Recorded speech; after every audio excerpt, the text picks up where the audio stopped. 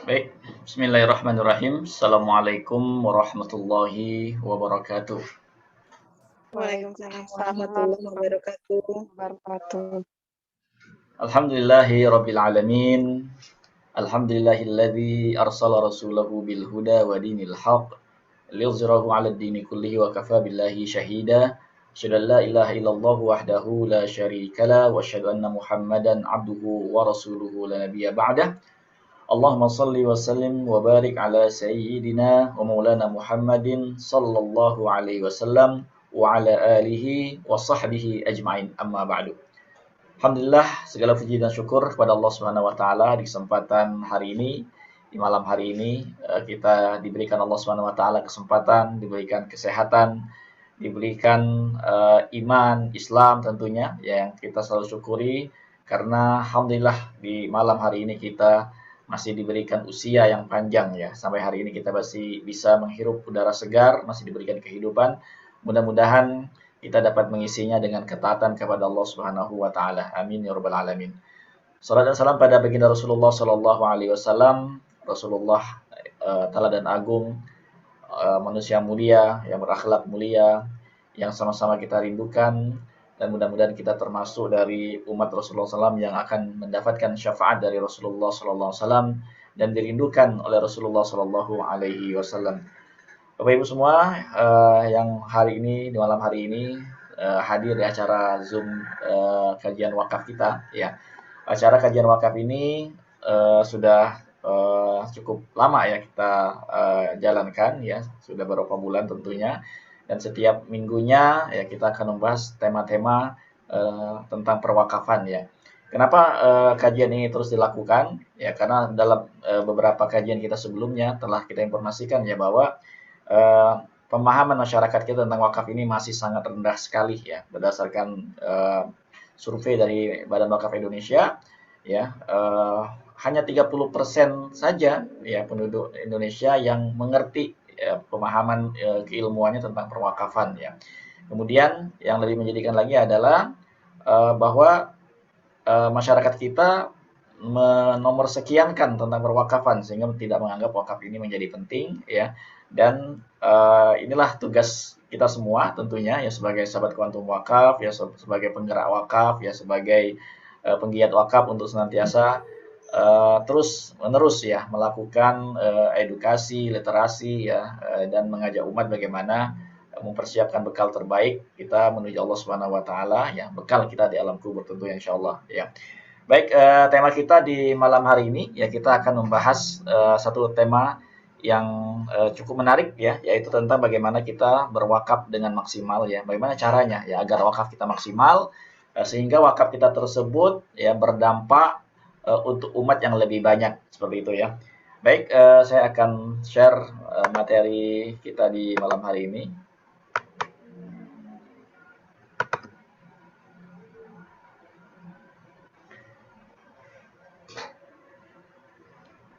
Baik, baik ya. Oke, kajian wakaf peradaban yang berwakaf maksimal dan berdampak untuk umat. Nah, kita ngomongin wakafnya maksimal gitu ya. Tapi bagi sebagian orang gitu ya, ini kita mungkin materinya sudah kesekian gitu ya, sehingga kita bicaranya adalah wakafnya dalam jumlah yang maksimal, dalam jumlah yang besar ya, dalam jumlah ratusan juta, bahkan dalam jumlahnya miliaran ya. Dan kita memang punya apa namanya tema gitu ya, bagaimana kita menjadikan wakaf ini adalah gaya hidup ya.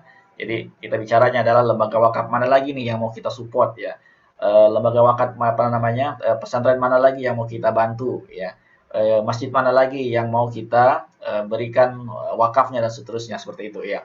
Nah sebelum sorry ya sebelum kita bicara tentang bagaimana kita menyiapkan wakaf maksimal gitu ya, ini ada sebuah pertanyaan gitu ya, apa pentingnya ya saya punya wakaf ya.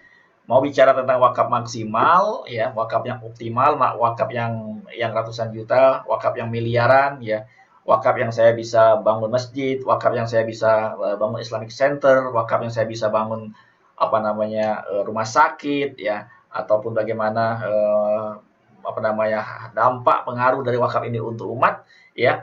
ini tentu suatu pembahasan yang mungkin ya terlalu muluk-muluk gitu ya, terlalu tinggi, terlalu besar ini impiannya mungkin ya. Tapi bagi sebagian orang yang menganggap ya mau boro-boro gitu ya, mau ngomongin wakaf besar, wakaf miliaran ya buat umat lagi, ya saya aja kekurangan gitu ya. Dan saya aja menganggap wakaf itu suatu hal yang eee, menurut saya sih nggak penting ya, nggak penting, nggak perlu dibahas gitu ya. Jadi apa pentingnya saya punya wakaf ya, dan mau ngomongin wakaf miliaran, wakaf ratusan juta, wakaf yang maksimal ya, buat umat lagi ya, sedangkan saya sendiri ini kekurangan gitu ya. Nah ini ya Bapak Ibu ya, yang malam hari ini coba kita akan sedikit, apa namanya, berikan sebuah pemahaman ya, bagaimana kita, memahami wakaf ini sehingga anggapan ya bahwa bicaranya untuk umat, untuk masyarakat yang lebih luas lagi ya, dan hubungannya dengan kita yang menganggap wakaf itu penting seperti apa gitu ya.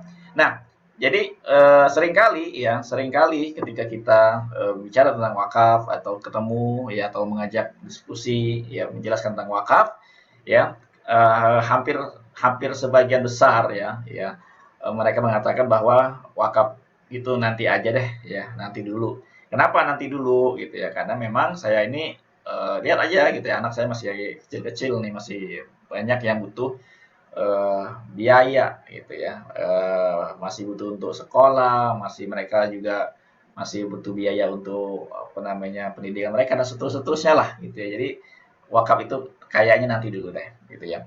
Nah kemudian juga, aduh wakaf kayaknya belum saat ini ya, karena kenapa? Ya karena masih banyak biaya-biaya yang harus dibutuhkan gitu ya. Nah ini mirip-mirip lah ya ungkapan seperti itu ya, karena menganggap sesuatu yang lebih penting ya ada gitu ya. Yang lebih penting dari wakaf tuh ada, yaitu apa? Bagaimana memenuhi kebutuhan rumah tangga, bagaimana memenuhi kebutuhan anak sekolah, ya bagaimana menjalankan bisnis dulu nih ya. Rumah belum punya mungkin gitu ya, kendaraan, impian belum tercapai dan seterusnya. Sehingga wakaf kayaknya saat ini belum dulu gitu ya. Nah, mengapa saya harus berwakaf gitu ya? Apa pentingnya kita bicara wakaf malam hari ini gitu ya? Karena banyak sebagian orang menganggap, wah wakaf itu nggak wajib ya, suatu hal yang nggak wajib, oh nggak perlu saya lakukan ya, apalagi itu kan hanya sunnah ya, hanya sunnah, hanya sukarela saja, ya maka saya nggak perlu jalanin sekarang gitu ya. Dan ada juga menganggap bahwa wakaf itu mahal gitu ya. Ya tadi ya, karena wakaf itu saya harus keluarin ratusan juta miliaran, ya saya belum mampu gitu ya. Saya belum penting wakaf itu dan seterusnya ya, belum kepikiran. Nah, inilah sebagian besar ya masyarakat kita ya yang menganggap wah wakaf itu poinnya adalah sesuatu yang tidak penting ya untuk kita punyai, untuk kita miliki, untuk kita persiapkan, untuk kita rencanakan ya, dan masih menganggap bahwa wakaf itu adalah sesuatu yang butuh biaya besar ya, dan kayaknya untuk saat ini belum mampu dan seterusnya. Nah, Bapak Ibu yang Allah Subhanahu wa taala, mengapa saya harus berwakaf ya? Nanti kita akan bicara tentang bagaimana kita berwakafnya optimal dan maksimal. Tapi poin pentingnya adalah bagaimana ya kita memahami mengapa saya harus berwakaf, kenapa saya harus punya amal jariah wakaf ya. Nah, jawabannya adalah ya karena kematian tidak menunggu kita ini sudah siap atau belum. Sudah siap apa maksudnya? Sudah siap amal ibadah kita ya. Jadi kalau tadi ada ungkapan bahwa nanti dulu lah, kayak saya kan masih banyak kebutuhan lain yang harus saya penuhi, gitu ya. Artinya belum ada kesiapan dia untuk berwakaf ya, belum ada kemampuan untuk berwakaf, ya. Padahal, nah ini yang perlu kita renungi pada malam hari ini. Padahal yang namanya kematian tidak perlu menunggu kita siap atau tidak, gitu ya. Yang jadi masalah adalah kalau sampai kematian itu datang, ya, kemudian kita tidak punya bekal yang terbaik. Nah ini yang jadi masalah, gitu ya. Allah berfirman, "Kullu nafsin dha'iqatul maut wa innama tuwaffawna ujurakum yaumal qiyamah." Ya, setiap yang bernyawa, ya, kullu nafsin, ya, setiap yang berjiwa, dha'iqatul maut, akan merasakan kematian, ya. Wa innama tuwaffawna ujurakum yaumal qiyamah, dan pada hari kiamatlah ya disempurnakan ujurakum, pahalamu, amalmu, ya. Faman zuhzihanin nar, ya, wa udkhilal jannah. Barang siapa yang dijauhkan dari api neraka ya dan dimasukkan dalam surga, faqad faz, ya. Mereka adalah orang-orang yang beruntung. Wa mal hayatud dunya illa mata'ul ghurur. Tidaklah hidup dunia ini kecuali hanya kesenangan yang memperdaya. Nah, Bapak Ibu Allah Subhanahu wa taala ya, kita bicara wakaf karena memang setiap kita ya pasti akan mengalami yang namanya kematian. Nah, bila mana kematian telah datang kepada kita, ya, tadi yang kita bicarakan di awal, ya, belum siap, belum mampu, banyak tugas-tugas lain, banyak PR lain, banyak kebutuhan-kebutuhan lain, ya itu menjadi tidak penting semua. Kenapa? Ya karena ya yang dibutuhkan ketika orang meninggal dunia adalah bagaimana mereka punya amal wakaf. Nah, oke, malam hari ini sedikit kita bahas tentang ya bagaimana kita ya pentingnya mengingat sebuah kematian ini ya. Kenapa? Ya, yang pertama memang ya ibadah tentunya ya. Kita bicara kematian, kita bicara tentang mengingat kematian itu adalah sesuatu yang dianjurkan ya.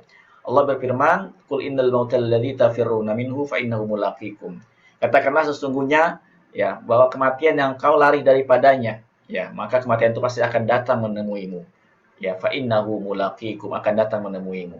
Tsumma turadduna ila alimil ghaibi wasyahadah. Kemudian kamu akan dikembalikan kepada Allah yang mengetahui yang gaib dan yang nyata, ya.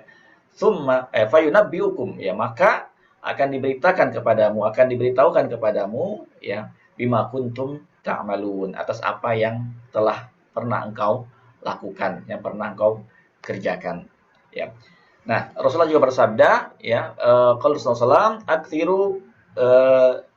Aktsiru dzikra hadzimil ladzat, ya. Perbanyaklah mengingat sesuatu yang memutuskan kelezatan, memutuskan kenikmatan, yaitu apa? Al-maut, yakni al-maut, yaitu sebuah kematian. Nah, ini adalah hadis dari Rasulullah SAW ya, menganjurkan kita untuk mengingat kematian, ya, karena ini adalah sebuah ibadah gitu ya. Bagaimana ya menghancurkan ya ketamakan kita terhadap dunia, ya, sehingga ada saat-saatnya kita perlu mengingat kematian sehingga kita tahu arah tujuan hidup kita yang sebenarnya. Yang kedua adalah kematian kapan saja bisa menghampiri dan tidak ada yang pernah keliru dalam hitungannya. Ya. Walikulli ummatin ajal. Setiap umat mempunyai batas waktu ajal. Ya. Punya ajalnya. Ya. Faiza jaa ajaluhu. Bila ajalnya telah datang, ya, la yastakhiruna sa'ah. Tidak bisa diminta untuk diakhirkan, ya, ditunda. Sa'ah, walaupun sesaat, ya, wala yastaqdimun, dan tidak juga dapat dimajukan walaupun juga sesaat, ya. Wala yuakhirullahu nafsan idza jaa ajaluha, dan Allah tidak mengakhirkan kematian apabila telah datang ajalnya. Nah, ini menunjukkan apa ya? Menunjukkan bahwa kapanpun ya kematian pasti akan datang kepada kita semua.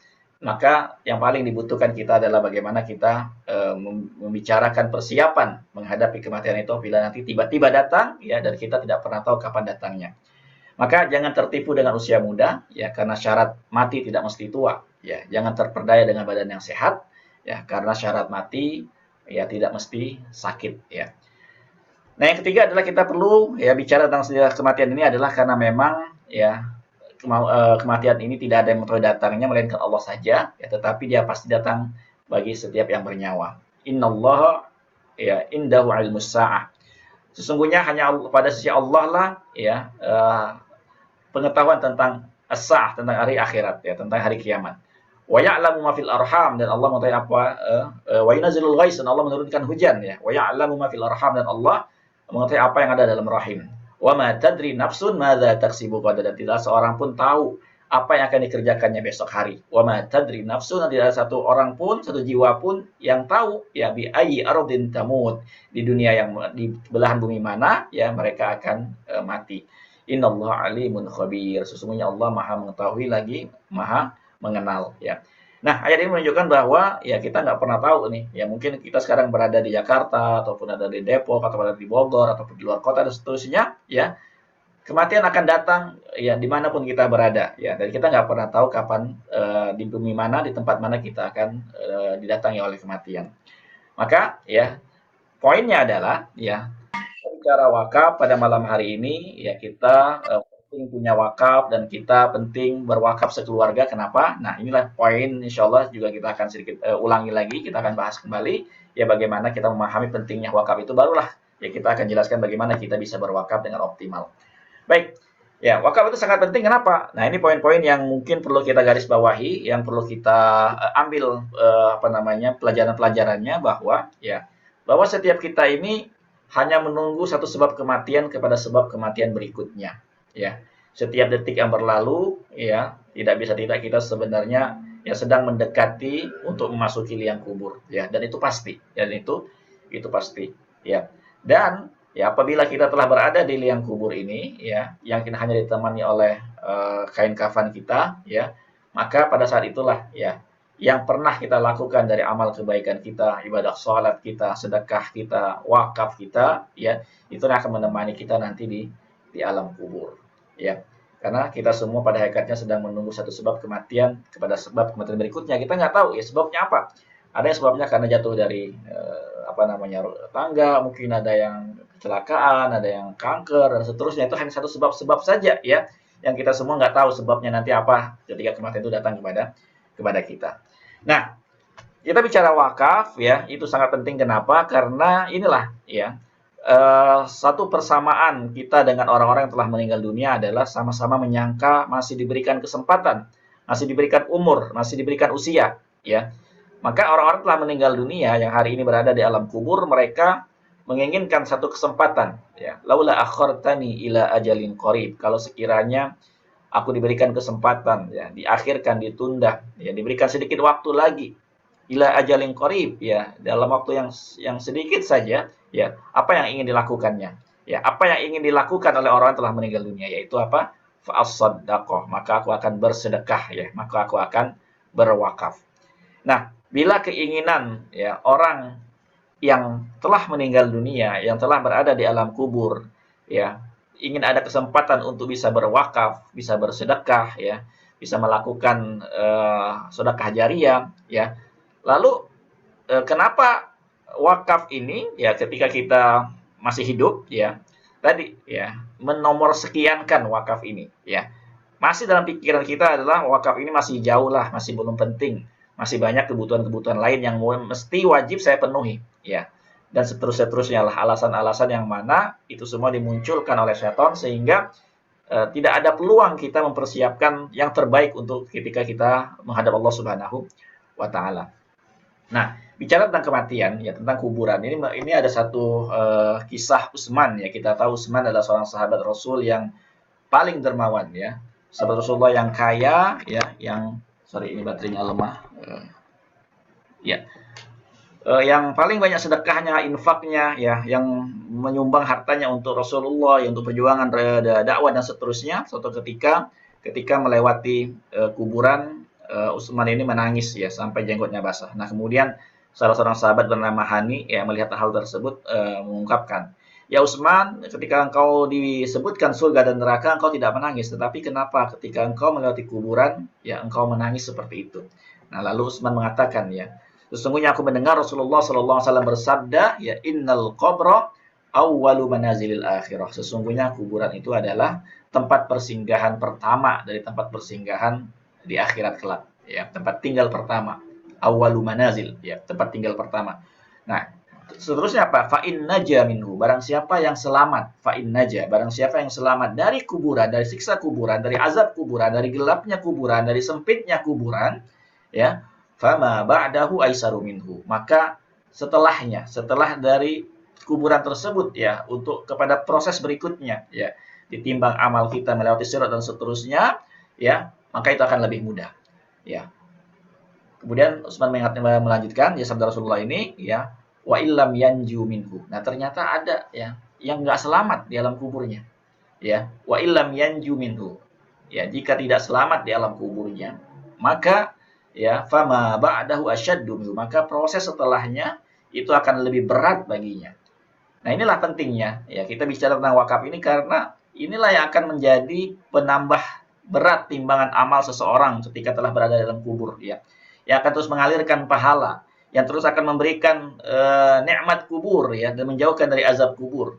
Yang jadi masalah adalah ya kalau kita amalnya masih sedikit ya, dosanya banyak ya, nggak punya amalan istimewa, nggak punya wakaf, maka disinilah siksa kubur itu ya yang kita khawatirkan.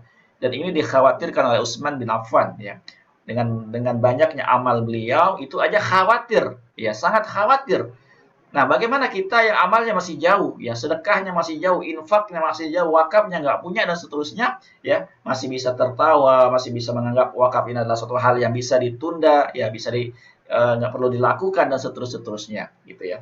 Maka Utsman juga mengatakan, "Ma ra'aitu manzaran qat." Aku tidaklah pernah melihat pemandangan yang lebih mengerikan ya. Illa wal qabru afza'u minhu, kecuali ya pemandangan yang lebih menakutkan adalah kuburan daripada kuburan. Ini Rasulullah mengatakan. Artinya apa? Artinya benar-benar yang namanya siksa kubur, azab kubur, kegelapan kubur, ya. Ini perlu sesuatu yang bisa menemani, ya, penerang dalam kubur, ya, penerang dalam kubur, yang menjadikan kubur itu taman dari taman-taman surga, ya. Yang sangat memungkinkan yang bisa kita persiapkan dengan baik adalah bagaimana kita merencanakan wakaf, ya, mengoptimalkan wakaf, ya, sehingga apa? Ya, sehingga bila mana kita punya amal jariah yang besar, wakaf yang besar untuk umat, ya, dan itulah yang akan terus memberikan ya pahala kepada kita ketika kita berada di alam kubur ini, ya. Allah alam.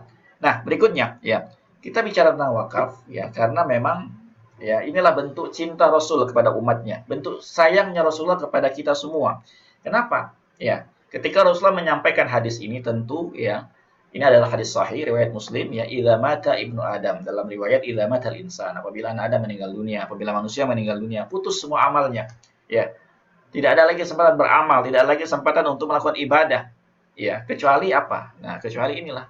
Ya, ada 3 hal. Yang pertama adalah sedekah jariyah. Adanya sedekah jariyah ini, ya, itu berupa wakaf, ya.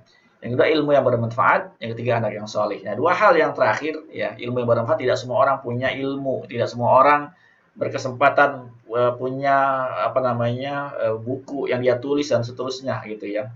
Nah, tidak juga yang ketiga semua orang punya anak yang salih atau punya anak, ya tidak juga semua orang bisa menikah dan punya anak, ya. Maka tetap ada peluang untuk melakukan amal salih, ya, yaitu berupa sedekah jariah ini. Karena kenapa? Ya karena Rasulullah tahu, ya umatnya, kita sebagai umat Rasulullah ini, ya ibadah kita tentunya, ya kebaikan kita, pahala kita, ya dan dosa kita, ya itu akan mana yang lebih banyak, mana yang lebih berat, gitu ya. Maka ketika adanya hadis ini, ya disampaikan hadis bahwa ada peluang di mana kita bisa mendapatkan pahala jariah secara terus-menerus. Ini kan menunjukkan apa? Menunjukkan cinta Rasulullah. Agar kita apa? Agar kita selamat. Ya, agar kita selamat di alam kubur, agar kita bisa bertemu dengan Rasulullah SAW di surganya kelak. Ya, dengan apa? Dengan mempunyai amal istimewa ini, yaitu kita punya wakaf. Ya. Nah ini tadi yang mungkin sempat kita singgung sedikit ya, bahwa siapa sih di antara kita yang bisa menjamin gitu ya, bahwa lebih berat timbangan amal kita daripada dosa kita. Ya, saya rasa sebagai orang yang beriman, ya orang yang apa namanya, ya kita sendiri sadar lah gitu ya, bahwa kita semua jauh dari apa namanya ibadah gitu, dari sholat kita yang mungkin belum khusyuk atau belum diterima ya, dan ibadah-ibadah lainnya mungkin masih malas dan seterusnya ya. Sedangkan dalam kondisi banyaknya dosa yang pernah kita lakukan ya. Nah, maka kalau kita khawatir ya ternyata timbangan dosa kita suatu hari nanti ketika ditimbang oleh Allah Subhanahu wa taala adalah lebih berat dosanya daripada amal kita ya, maka disinilah fungsinya ya, fungsinya amal jariah wakaf yang coba kita siapin ya secara maksimal, secara optimal ya, sehingga apa? Sehingga ketika kita meninggal dunia, ya, amal wakaf ini akan bekerja, ya, akan terus mengalirkan pahala, ya, menambah berat timbangan amal kita, ya, sehingga apa? Sehingga yang tadinya dosa kita lebih berat, ya, menjadi ringan, ya, dan amal kita lah yang menjadi berat. Kenapa? Ya, karena wakaf yang kita lakukan itu berjalan, bekerja, ya, manfaat, maslahat untuk umat, ya, banyak umat yang mendapatkan maslahat, manfaat dari wakaf tersebut. Nah, inilah tema kita di malam hari ini ya, bagaimana kita memikirkan ya, bukan cuma sekedar sedekah 100.000, 1 juta, 2 juta, tidak. Tapi bagaimana kita bisa memaksimalkan ya wakaf yang besar ya, wakaf yang maksimal sehingga maslahatnya, manfaatnya untuk umat juga bisa lebih terasa ya. Nah, amal jariah wakaf ya adalah juga merupakan sebagai penutup dari defisit amal kebaikan kita tentunya gitu ya. Jadi banyaknya dosa kita ini insya Allah akan ketutup ya dengan wakaf yang kita lakukan. Nah, Rasulullah SAW juga bersabda ya, kalau kita jangan sampai terlalu mengejar dunia dan seterusnya, sehingga Rasulullah memberikan sebuah penjelasan ya, wallahi mad dunya fil akhirah illa mithlu yaj'alu ahadukum isbahu fil yammi falyanzur bima yarji ya. Demi Allah, tidaklah dunia ini dibandingkan kehidupan akhirat seperti ya, kecuali hanya seperti seorang yang mencelupkan jari telunjuknya ya di lautan ya, kemudian lihatlah apa yang tersisa daripadanya, yaitu apa? Itulah dunia gitu ya, seujung jari itulah dunia Nah, jangan sampai dunia yang seujung jari ini melalaikan kita dari bagaimana kita mempersiapkan akhirat kita ya yang kekal abadi, yang selama-lamanya ya yang tidak ada putus-putusnya. Ya. Hari ini ya yang ada hanya beramal, tidak ada hitungan ya. Besok sebaliknya, besok adalah hitungan, tidak ada lagi sempat beramal ya. Jadi Ali bin Abi Thalib menyampaikan ya bahwa dunia sudah pergi meninggalkan dan akhirat datang menghampiri ya, dan setiap dari keduanya ada pengekornya. Maka jadilah dari kalian orang-orang yang mendambakan kehidupan akhirat dan jangan kalian menjadi orang-orang yang mendambakan dunia. Karena sesungguhnya hari ini yaitu di dunia yang ada hanyalah perbuatan ya, dan tidak ada hitungannya. Ya, dan di akhirat kelak ya adalah hitungan dan tidak ada lagi kesempatan untuk beramal ya.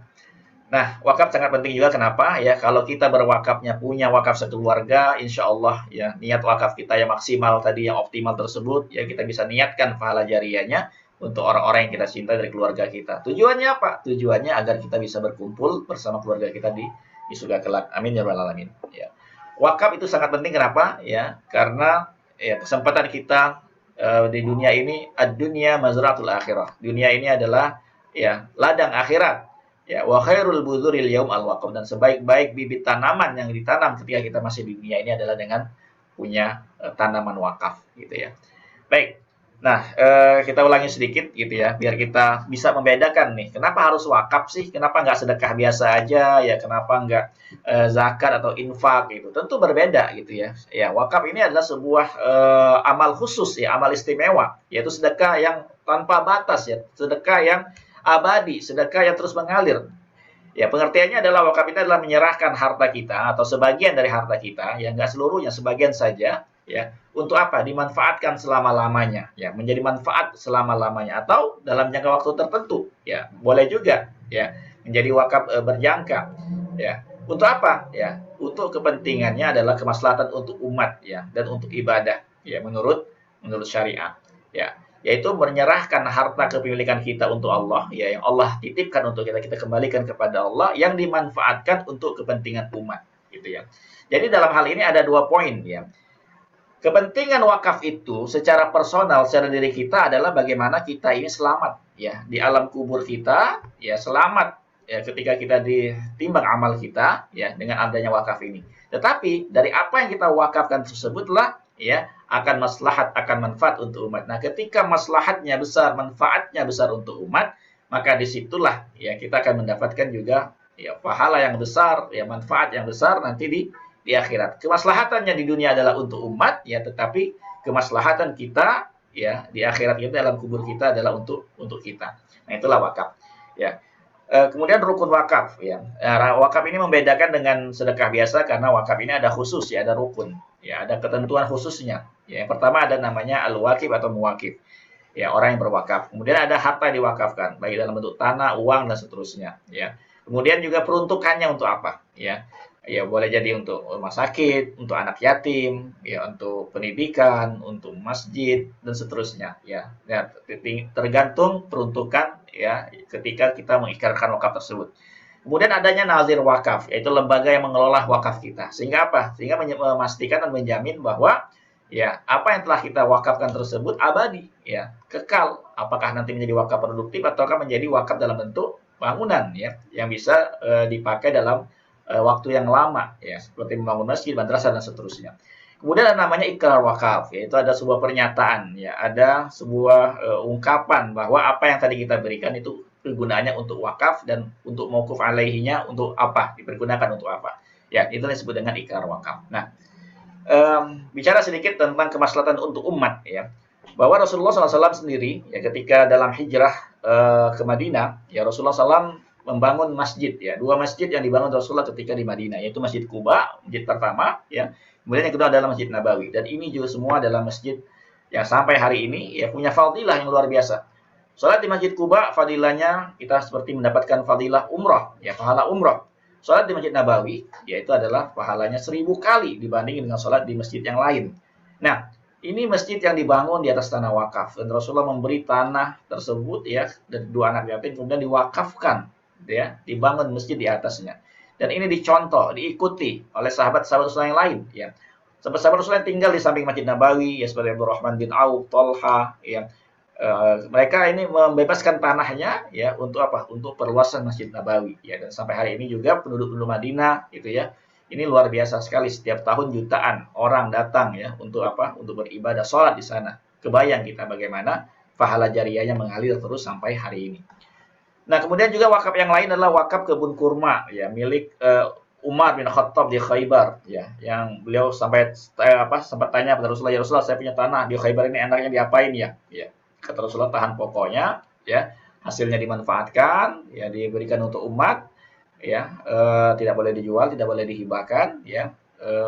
Ini menjadi maslahatnya, manfaatnya untuk umat." Ya, kemudian juga Utsman ya, cerita yang selalu kita dengarkan dan ini selalu menjadi inspirasi bagaimana Utsman ya wakaf sumur ya. Zaman sekarang juga banyak ya daerah-daerah yang membutuhkan sumur ya, terutama air bersih.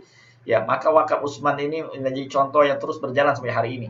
Ya, di Madinah ya sempat kekeringan air dan Utsman membeli sumur ini dari orang Yahudi yang airnya pada waktu itu cukup banyak ya. Sampai hari ini ya di daerah tersebut ditumbuhi kebun kurma yang hasilnya pun sampai hari ini masih ada gitu ya. Hasil kebun kurma dari Utsman bin Affan, dan itu luar biasa sekali, sudah 1400 tahun yang lalu, tetapi wakaf beliau masih mengalir sampai hari ini. Begitu juga wakaf khilafah Umayyah ya, ini juga menarik ya. Wakaf rumah sakit pada waktu itu ya. Orang-orang berobat pada waktu itu gratis ya. Kebayang kita kalau rumah sakit sekarang ini di Indonesia ya yang gratis ya, orang berobat nggak perlu bayar ya. Tapi kenyataannya adalah ya masuk rumah sakit sehari 2 hari ya puluhan juta udah pasti keluar ya, mahal sekali.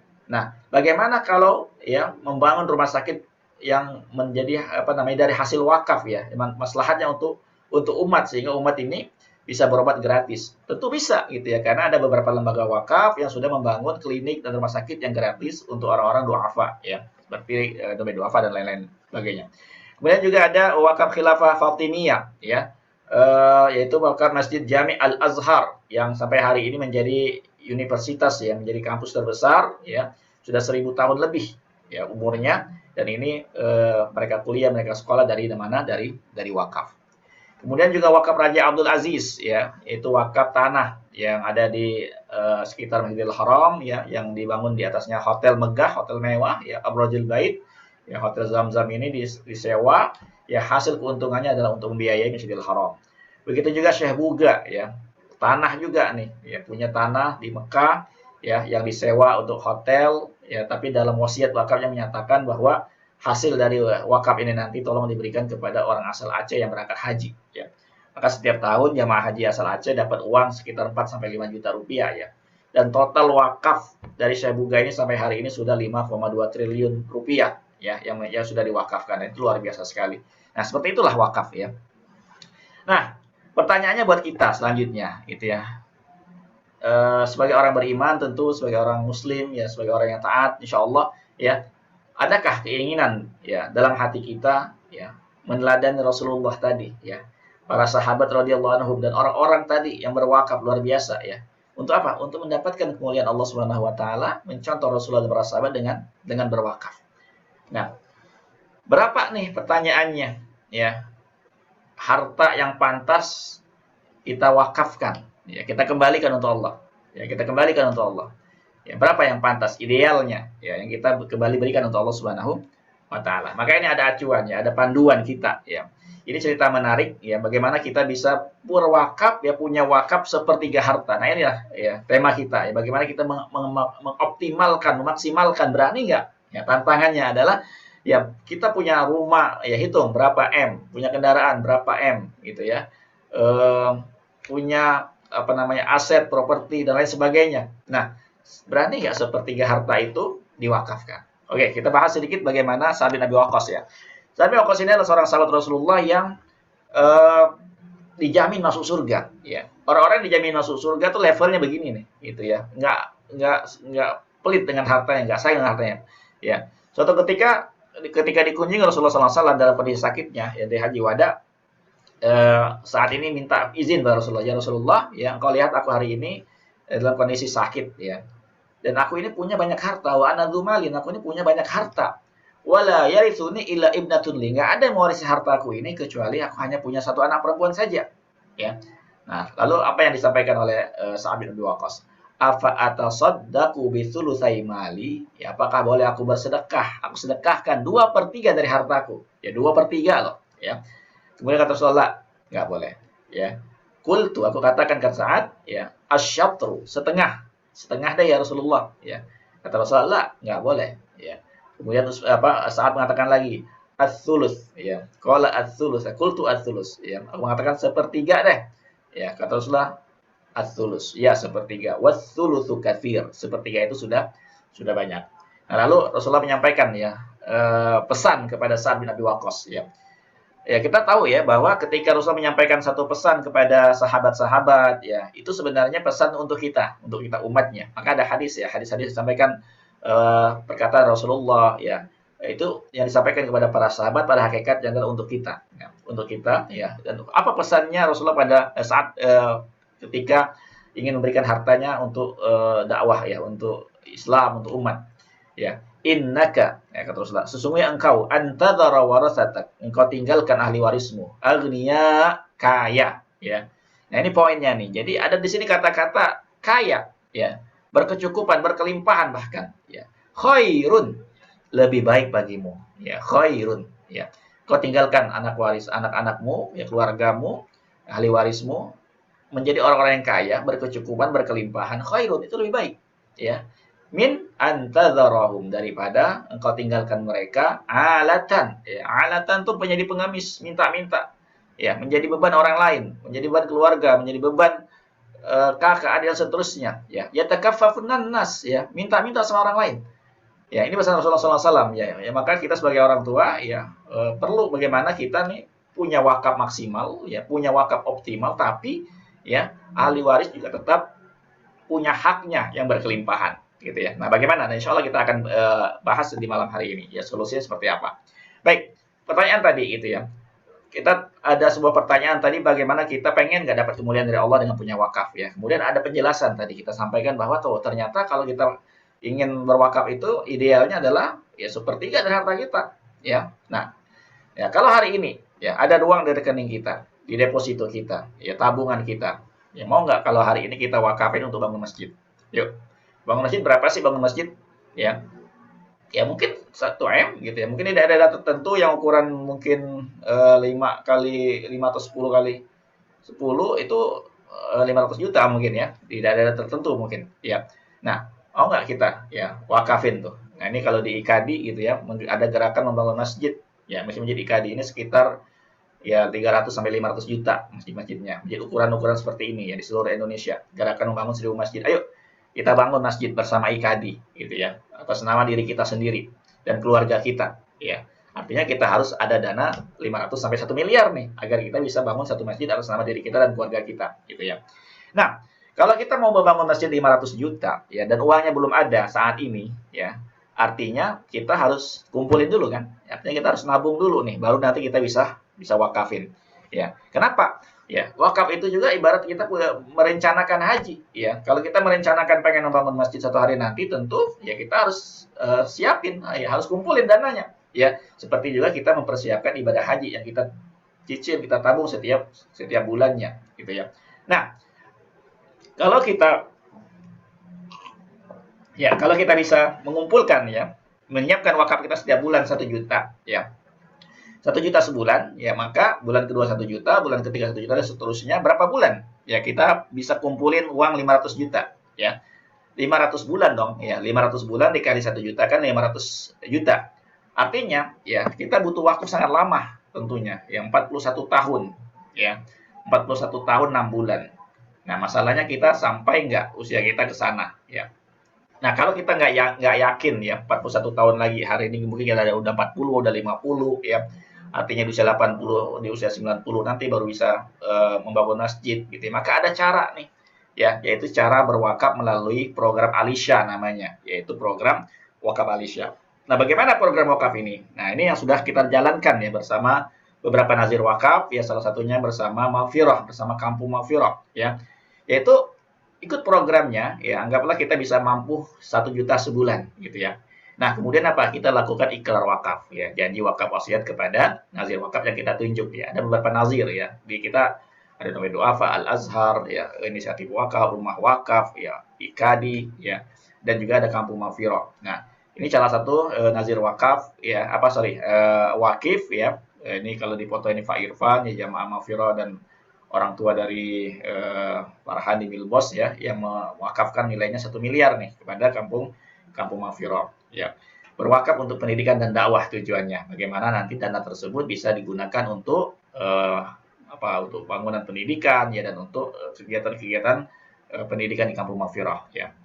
Nah, di Kampung Mafirah itu seperti apa gitu ya? Ini kegiatan di Kampung Mafirah adalah ini mahasiswa-mahasiswanya, ya, mahasiswa-mahasiswa yang kuliah di sana gratis, ya, disiapkan menjadi guru-guru, ya, menjadi dai, menjadi ulama suatu hari nanti.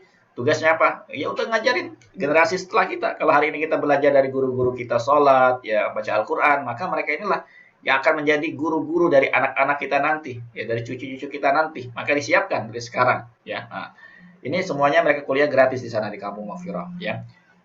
Mereka baca Al-Quran di sana, mereka menghafal Al-Quran, mereka belajar dan seterusnya, ya. Dan juga ada kegiatan kulikuler, ya, pramuka dan seterusnya untuk apa? Untuk bagaimana mereka siap suatu hari nanti, gitu ya.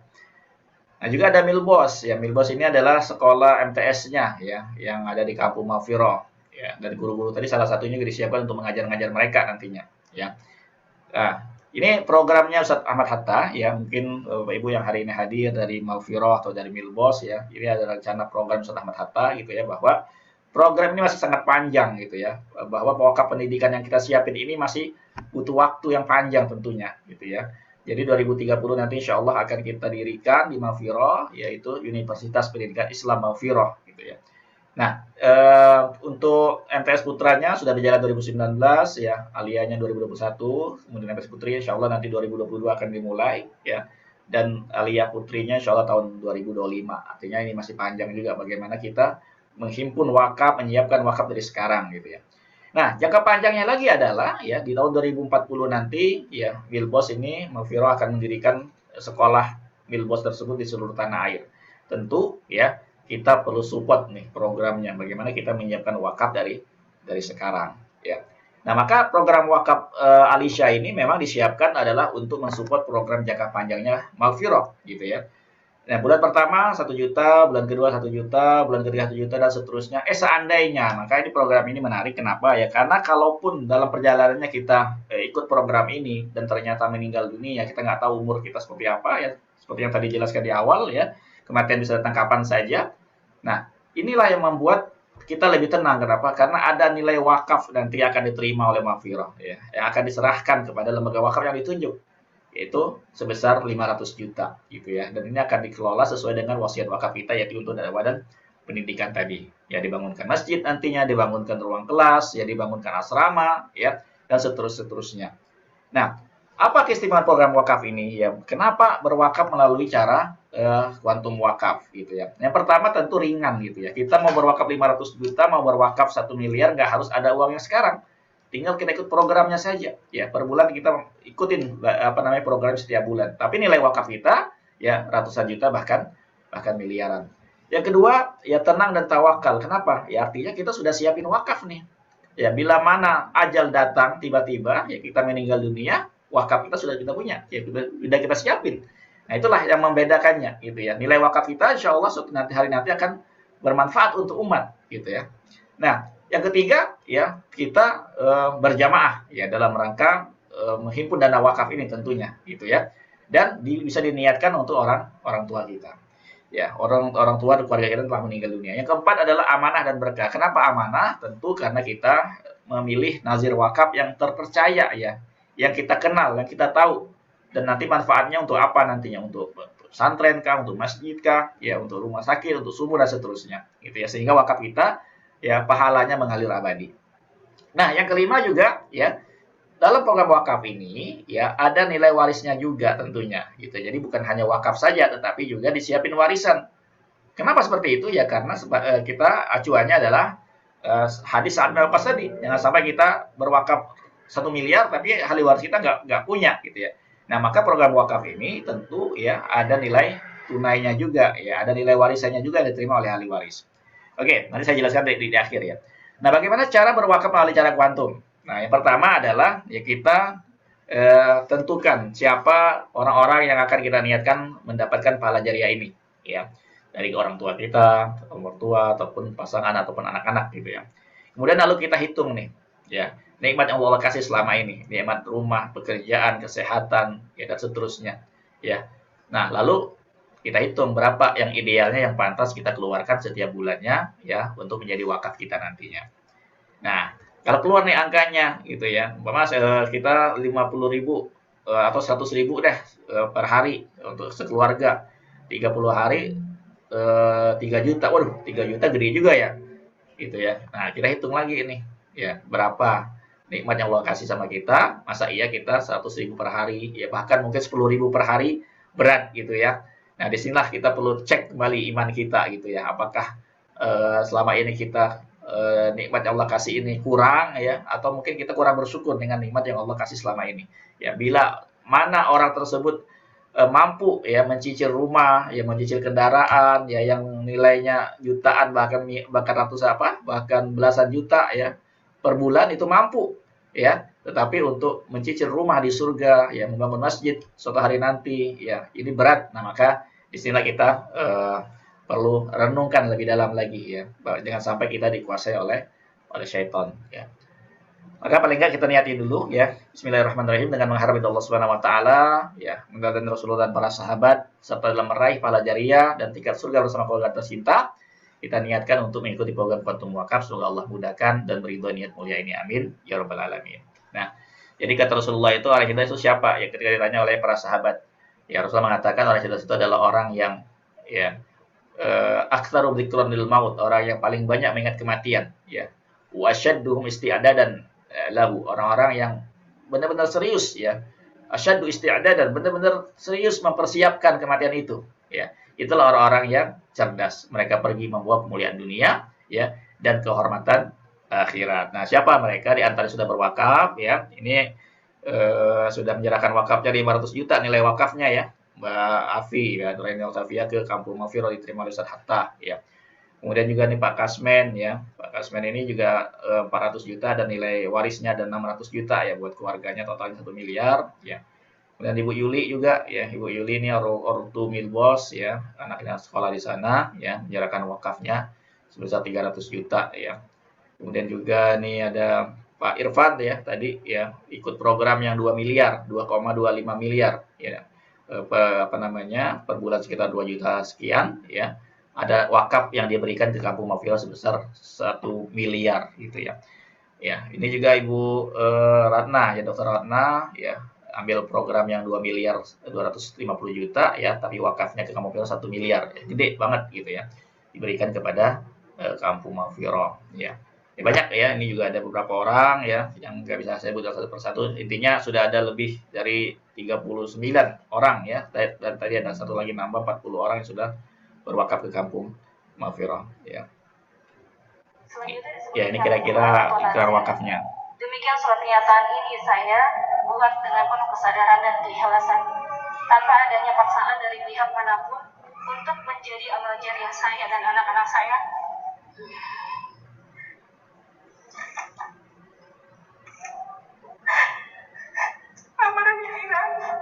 Abi Akmal, Arif Abdurrahman,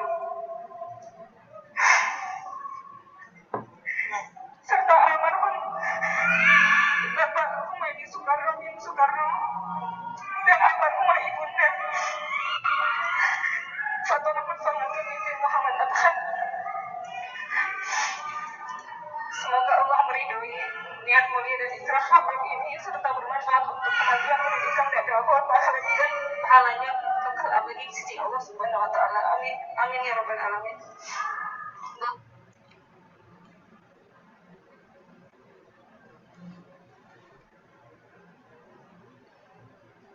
Ya. Oke, ini kelewat.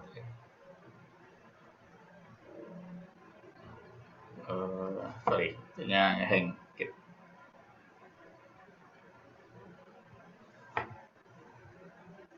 Oke, sorry, saya ulangi lagi ya, karena